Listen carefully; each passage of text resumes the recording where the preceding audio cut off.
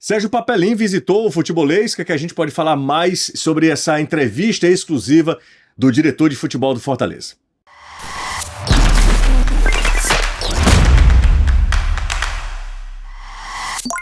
Sérgio Papelim, homem forte do futebol do Fortaleza, foi convidado do Futebolês. A gente vai falar sobre os pontos importantes dessa entrevista, os bastidores, como é que foi essa conversa com o Sérgio Papelim. Mas antes de qualquer coisa, muito obrigado a todo mundo que está chegando aqui no canal. Obrigado de verdade a você que é inscrito. Se você ainda não for, se você curte o meu trabalho, já deixa aquele like e se inscreve, ativa as notificações para não perder nada, deixa o hype também e o seu comentário. Você assistiu à entrevista do Sérgio Papelim?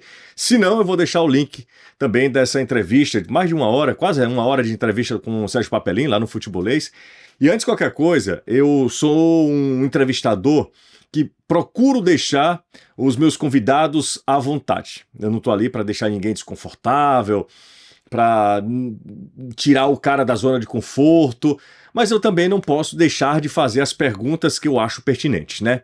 Então o Sérgio Papelim é um cara, antes de qualquer coisa, até para explicar aqui, é fácil, né, conduzir a entrevista com o Sérgio Papelim, porque ele está sempre disposto a falar. O Sérgio Papelim fala até com mais abertura do que a maioria daquelas pessoas que estão à frente de departamentos tão importantes dos clubes, né? Tá todo mundo hoje meio, sabe, meio armado, fica meio fechadão, não fala nada. O Sérgio Papelim solta. E ele soltou alguns pontos importantes que a gente vai abordar aqui ao longo do vídeo, tá? Eu acho que antes de qualquer coisa, o Fortaleza não vai passar por uma reformulação pela qual o torcedor tanto esperava. Ou aqueles mais críticos ao atual elenco do Fortaleza. Primeiro porque o Fortaleza tem muitos jogadores com contratos longos. É difícil fazer esse processo de realocar esses jogadores, sobretudo numa temporada em que praticamente todo mundo está em baixa. Então não tem ninguém muito interessado no jogador do Fortaleza, com contratos longos, com salários que na minha visão são assim, fora da realidade, mas dentro de uma realidade do futebol brasileiro. Mas o Fortaleza tem jogadores, assim, a maioria deles com contratos longos, contrato de 2, de 3 anos, de 2 anos com um gatilho para uma terceira temporada, enfim, não são negociações fáceis, né?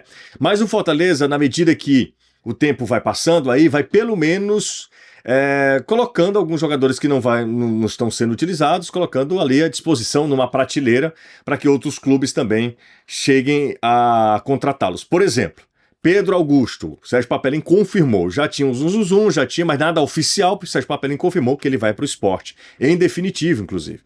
O Felipe Jonathan é outro que sai do Fortaleza, mas sai por empréstimo até o final do Campeonato Paulista do ano que vem, vai para o Mirassol. Felipe Jonathan, que não estava sendo utilizado pelo técnico Vojvoda. Pedro Augusto, toda aquela questão, né, de um desgaste desde a perda do pênalti, ainda na final da Copa Sul-Americana, o torcedor do Fortaleza meio que escolheu ali o Pedro Augusto como uma personificação da perda do título, enfim, toda essa questão envolvendo o Pedro Augusto sempre foi conduzida muito mais pelo técnico Juan Pablo Vojvoda do que pelo próprio Fortaleza. Eu imagino, a percepção que eu tenho, que o Fortaleza talvez não quisesse se desgastar tanto com a permanência do Pedro Augusto, mas o Vojvoda tem das suas teimosias, como qualquer outro técnico, é um jogador de confiança do técnico do Fortaleza, ele manteve o Pedro Augusto no elenco, que deve estar saindo agora. Eu acho que realmente aí todo mundo entendeu que esse é o momento para reoxigenar.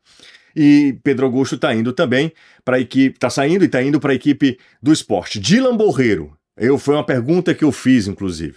Dylan Borreiro, ainda não chegou nenhuma proposta oficial de nenhum clube colombiano, porque o zum, né, era que o Atlético Nacional e o América de Cali são dois clubes gigantescos da Colômbia. O Dylan Borreiro, para quem não lembra, foi jogador de seleção, então assim, ele tem um certo respaldo no futebol colombiano, faz uma temporada terrível no Fortaleza, nem aproveitado ele é. Eu também imagino que não seja um salário baixo, então para você manter um jogador que nem está sendo relacionado com um grande salário, é melhor você tentar negociar esse jogador. Eu acho, pelas palavras do Sérgio Papelim, na primeira proposta que chegar, o Fortaleza não vai fazer nenhum esforço para liberar Dylan Borreiro. Ele tem um contrato muito longo com o Fortaleza, mas muito longo mesmo, tá? Eu repito, a maioria dos jogadores do Fortaleza tem contratos longos, né?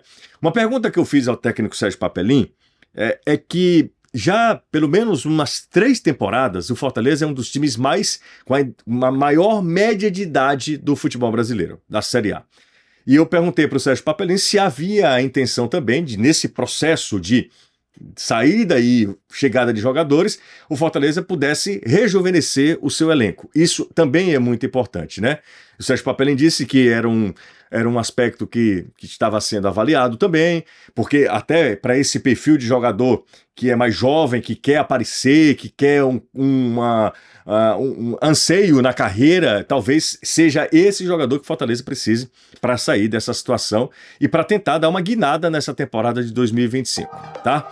Gente, deixa eu passar um recado aqui, falar dos snacks da do Norte aqui, ó. Excelente, né? Para você tomar com a cervejinha, com refrigerante. São vendidos na Arena Castelão, são produtos licenciados pelos clubes, amendoim sem pele e castanha de caju. Mas na hora que você vai fazer aquele lanche no meio da tarde ou lá na Arena Castelão para acompanhar com a sua bebida, lembre-se que tem que ser os snacks da do Norte, tá?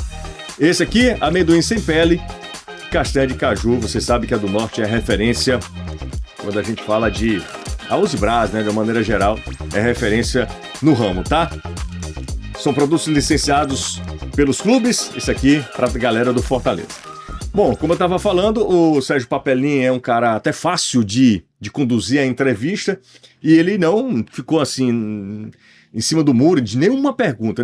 A gente perguntou também sobre Caleb, que é um jogador que também tem talvez uma performance abaixo do esperado, um custo-benefício que precisa ser avaliado, mas Sérgio Papelin disse, eu também tenho essa impressão que o Fortaleza ainda espera pelo Caleb. Foi um investimento, foi uma compra do Fortaleza, é um ativo do clube, é um jogador que é jovem ainda e que ainda o Fortaleza espera que ele desabroche, que seja o Caleb, não um Caleb tão sazonal, mas seja um Caleb mais perene, né? Seja um Caleb que tenha uma regularidade para justificar todo o investimento que o Fortaleza fez e toda a expectativa criada em torno da chegada, desde que chegou aqui a equipe do Fortaleza. Tecnicamente, eu acho que é um consenso, né? Que a gente sabe que o Caleb é um jogador muito diferenciado. Inclusive, o próprio Sérgio Papelin disse que o jogador tem características que são difíceis de encontrar no próprio elenco do Fortaleza. Lucas Sacha permanece, houve sim o interesse do Atlético Paranaense, Fortaleza renova por mais um ano com o Lucas Sacha, é um jogador que também, na visão do Sérgio Papelin, é muito útil, acho que também é convergente, né, essa percepção também. Enfim, o Sérgio Papelin falou sobre contratações, disse que vai contratar, e talvez seja uma das primeiras contratações, um volante de contenção, uma vez que perdeu o Pedro Augusto, não estava sendo utilizado, mas trouxe para a posição o Paul Fernandes, que aí realmente não deu certo no Fortaleza. O Fortaleza procura esse jogador, falou que não iria se desfazer de nenhum zagueiro, então os zagueiros que estão no Fortaleza irão permanecer. O Sérgio Papelin falou tudo que a gente perguntou lá nessa quase uma hora de entrevista, brincou como muito da personalidade do Sérgio Papelin, é um cara que fala muito com a torcida, né? Um cara que também serve para isso nesse momento de crise pelo qual passa o Fortaleza. Sempre fica na figura do Marcelo Paes, talvez o Marcelo Paes também entenda que nesse instante é legal, também é importante até por uma questão de discurso, né? De retórica, também dividir as atenções. Marcelo Paes fica um pouquinho mais preservado, Sérgio Papelin fica na linha de frente desse processo de contratação, de saída de jogadores, mas confesso e repito, eu acho que o Fortaleza não vai passar por mudanças drásticas, como falou o CEO Marcelo Paes. Acho que isso não vai acontecer.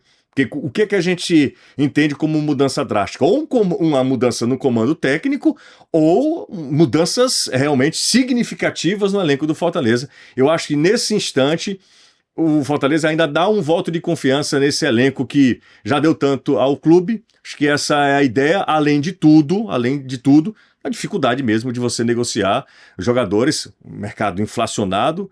O próprio Papelin disse que qualquer jogador é 1 milhão, 2 milhões de reais, é isso mesmo, é uma bolha que vive o futebol brasileiro.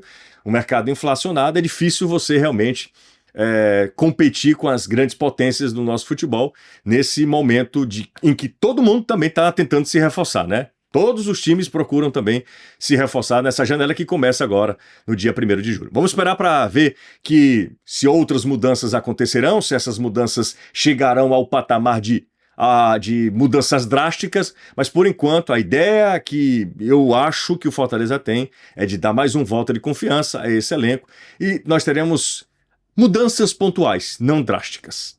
Se você chegou até aqui, meu muito obrigado. Se você curtiu o vídeo, já deixa aquele like. Muito obrigado a todo mundo que está chegando. A gente se vê e será em breve.